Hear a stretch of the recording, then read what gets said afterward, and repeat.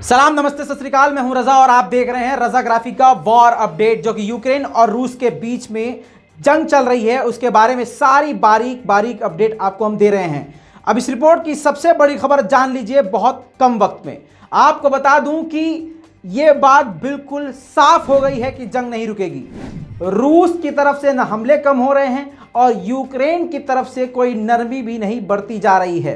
दोनों देश एक दूसरे पर हावी होने की कोशिश कर रहे हैं। यूक्रेन को गलतफहमी यह है कि दुनिया भर के हथियार उसको मिलते रह रहे हैं और मिलते जा रहे हैं, तो वो रूस पर भारी पड़ जाएगा। इससे पहले वाली रिपोर्ट में मैं आपको दिखा और बता चुका हूं कि अब ज़िरकॉन मिसाइल का रूस इस्तेमाल कर रहा है, यानी सबसे तगड़ी परमाणु मिसाइल का भी इस्तेमाल कर रहा है। ये बात आपको क्लियर कर दूं कि परमाणु उसके अंदर वॉरहेड में नहीं यूज कर रहा है, लेकिन काफी घातक मिसाइल का इस्तेमाल करना शुरू कर चुका है। आपको बता दूं कि ये बात मैं अपने मन से नहीं, दुनिया की सबसे बड़ी न्यूज एजेंसी रॉयटर्स में ये रिपोर्ट आ चुकी है। आपको बता दूं कि बातचीत पूरी तरह से अभी भी फेल हो रही है। तुर्की भले ही कोशिश बहुत कर रहा हो, लेकिन कोई भी जंग में कमी नहीं आ रही है। दोस्तों, अब शॉर्ट में बताता हूं कि मामला कहां अटक रहा है। रूस ने खुद ही, यानी मॉस्को ने खुद ही बयान जारी करके रिपोर्ट में बताया है कि यूक्रेन ऐसी शर्त रख रहा है जो शर्त मॉस्को यानी रशिया यानी व्लादिमीर पुतिन नहीं मान सकते कभी। और दूसरी तरफ यूक्रेन का कहना यह है कि शर्त रूस ऐसी रख रहा है, यानी सरेंडर करने की, कि भैया हमारे सामने घुटने टेक दो, तो वो हम घुटने टेकेंगे नहीं। यानी ये भी ईगो पर लिए बैठे हैं और वो भी अपने घमंड में चूर हैं। नुकसान इसीलिए यूक्रेन का ज्यादा हो रहा है। इजराइल के पीएम बेनेट ने भी इस पर बहुत चीजें क्लियर कर दी हैं। बेनेट ने साफ साफ कहा है कि रूस अब कोई भी डिमांड नहीं रख रहा है यूक्रेन के आगे, यानी घुटने टेकने की भी डिमांड नहीं रख रहा है। दूसरी तरफ यूक्रेन के लिए कह दिया है कि वो नेटो में शामिल नहीं होगा। मैं आपको बता दूं कि नेटो में शामिल होने के लिए सबसे पहले शर्त रखी थी यूक्रेन ने कि हमें नेटो में शामिल कर लिया जाए, लेकिन अब उसको ये क्लियर हो चुका है कि मुझे नेटो में शामिल नहीं किया जाएगा। यानी दोनों देश अपने अपने जो उनकी शर्तें थी उससे कमज़ोर पड़ चुके हैं, लेकिन इसके बावजूद जंग नहीं रुक रही है, ऐसा खुद अब इजराइल के प्राइम मिनिस्टर बेनेट ने कह दिया है। इसी के साथ आपको बता दूं कि जर्मनी ने काफी बड़ा फैसला यूक्रेन के हक में लेते हुए कहा है कि 1 बिलियन यूरोज यूक्रेन की सेना को देंगे ताकि वो अपने देश की रक्षा कर सके। इसी के साथ आपको बता दूं कि जर्मनी के ऑफिशियल्स ने, यानी जर्मनी की सरकार ने कहा है कि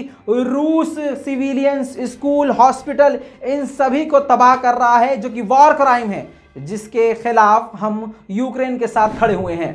इसी के साथ एक और बड़ी खबर, न्यूजीलैंड ने भी मदद का हाथ यूक्रेन की तरफ बढ़ाते हुए कहा है कि $5 मिलियन के वो हथियार देगा यूक्रेन को, लेकिन यहां पर टर्म एंड कंडीशन ये है कि वो नॉन लीथल, यानी काफी आधुनिक जो खतरनाक हथियार होते हैं वो नहीं देगा, जैसे हेलमेट होते हैं, छोटे मोटी बंदूकें होंगी, उस तरह के, यानी जो भी बदन को बचाने के लिए जिस तरह के आर्म्स होते हैं, जिस तरह के हथियार होते हैं, उन सभी छोटी मोटी चीज़ों की मदद जो है यूक्रेन को दी जाएगी। लेकिन काफ़ी बड़ी मदद सिर्फ और सिर्फ इस वक्त अमेरिका कर रहा है।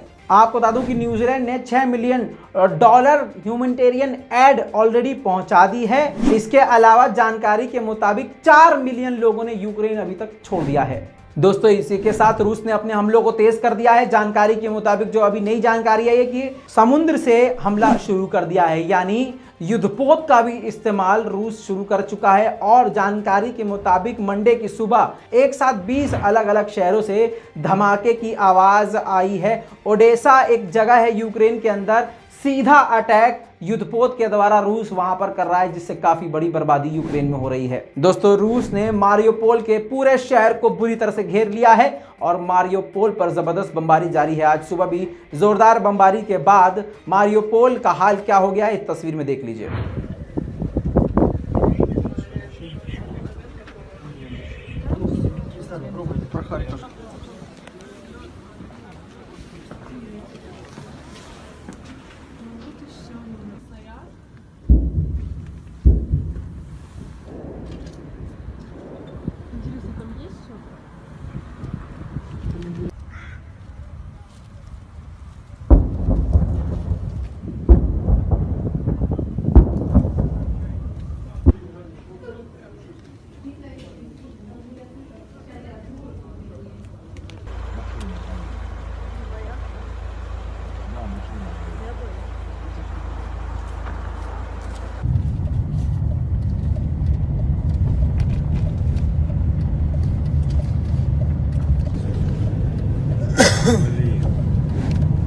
इसी के साथ आपको बता दूं कि यूक्रेन के अंदर यूक्रेन के नागरिक रूस के खिलाफ प्रदर्शन जो कर रहे हैं तो उन पर अब सीधा फायरिंग शुरू कर दी है रूस के मिलिट्री ने। Домой! Домой! Домой!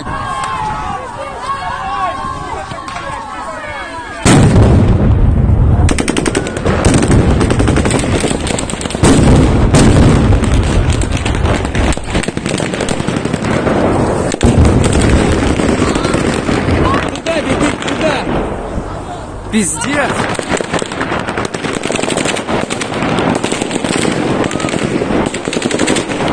Пизда, фашисты.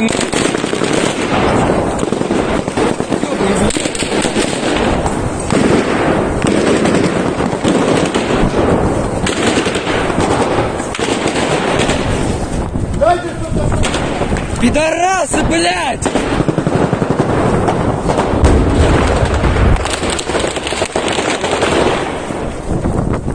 इसी के साथ स्कूल यार्ड में, यूक्रेन के स्कूल यार्ड में रशियंस मिलिट्री छुपी हुई थी।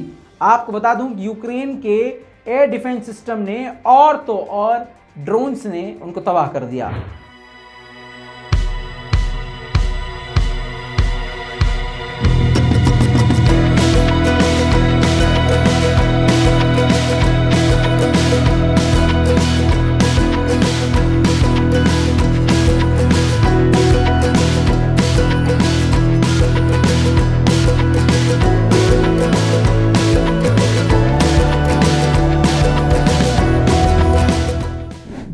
शुरू में जो मैंने आपको बताया कि रशियंस नेवी यानी युद्धपोत जो हमला कर रहे हैं जिन जिन इलाकों में, उनमें से एक मारियोपोल के इलाके, बाहरी इलाके की एक तस्वीर सामने आ गई है, देख लीजिए।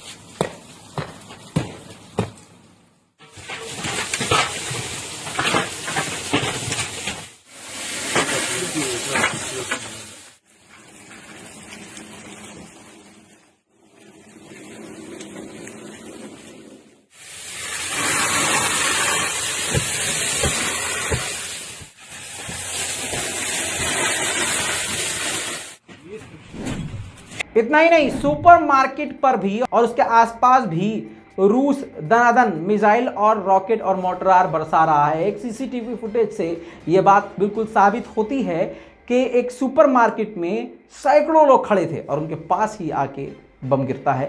तो हाल क्या होता है देखिए।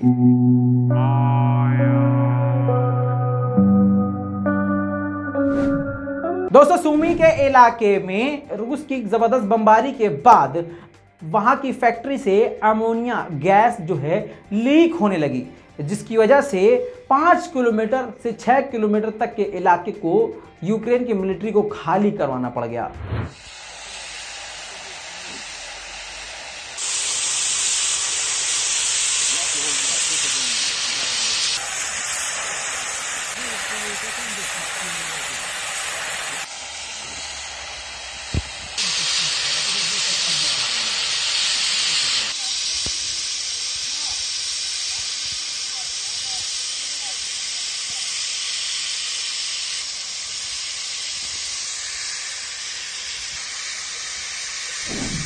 अब दोस्तों, यहूदी मित्र ने इजराइल से मदद मांगी है, यानी ज़ेलेंस्की ने मदद मांगी। तो अब इजराइल ऑफिशियली मदद करे या ना करे, यहूदी इजराइल के सड़क पर उतर चुके हैं और अपने यहूदी मित्र यूक्रेन के लिए प्रोटेस्ट कर रहे हैं। וכיתתו חרבותם לעתים וחניתותיהם למזמרות, לא ייסגו גוי חרב ולא ילמדו עוד מלחמה। दोस्तों, इसी के साथ आपको बता दूं कि मारियोपोल में जर्नलिस्ट के आसपास भी दंदनाते हुए मिसाइल और रॉकेट रूस के गिर रहे हैं। आपको बता दूं कि वो वीडियो क्लिप मैं आपको नहीं दिखाऊंगा जो कल एक लीक हुई थी, जिसके द्वारा ये पता चला, इस बात का खुलासा हुआ कि रूस ने आधिकारिक ऑफिशियल अपने कमांडर को यह ऑर्डर दिए कि मारियोपोल और यूक्रेन के जितने भी इलाके पे हम कंट्रोल कर सकते हैं, कंट्रोल करने के लिए सीधा सीधा चाहे बच्चों हो, चाहे बुजुर्ग हो, चाहे बूढ़ो हो, कत्ल कर दिया जाए। अब मैं आपको जो क्लिप दिखाने वाला हूं उसमें आप देखेंगे कि मैदान जंग का हाल क्या है, मैदान जंग कैसा होता है और जंग में किस तरह के हथियारों का इस्तेमाल होता है और जर्नलिस्ट के आसपास किस तरह से रूस के बम आकर गिर रहे हैं।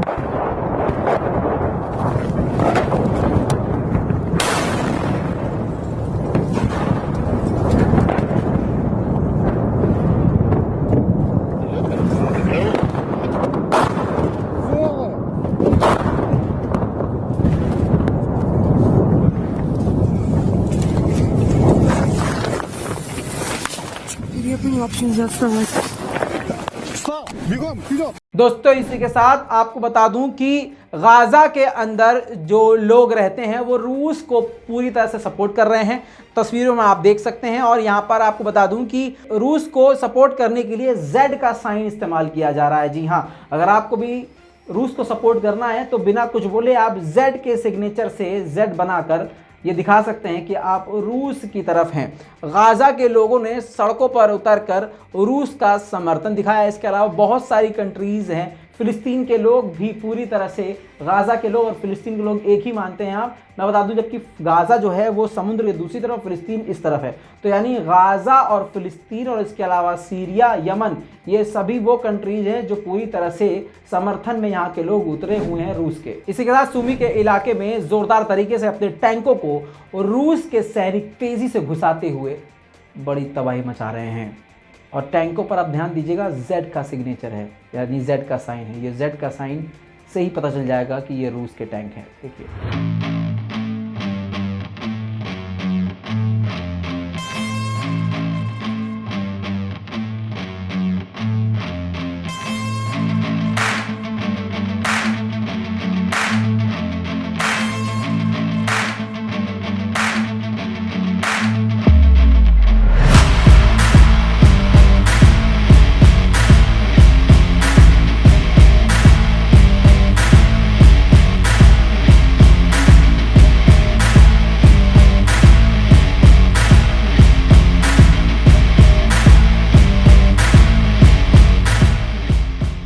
दोस्तों इसी के साथ कायवीव की आखिरी बिल्डिंग आपको दिखाऊंगा कि किस तरह से रूस के हमले के बाद पूरी बिल्डिंग तबाह हो गई और तबाही के बाद उस बिल्डिंग में से अपने सामान को इकट्ठा कर रहा है एक व्यक्ति। दोस्तों ये सामने से पूरी दीवार गायब हो चुकी है, ये पूरी दीवार थी, पूरी तबाह हो चुकी है और सिर्फ ये एक बिल्डिंग नहीं है, कायवीव का पूरा यही हाल है। दोस्तों इस पूरी रिपोर्ट पर आपकी क्या राय है, अपनी राय कमेंट में लिखिए। रिपोर्ट को शेयर कीजिए। मैं हूं रजा और आप देख रहे हैं रजाग्राफी। जय हिंद।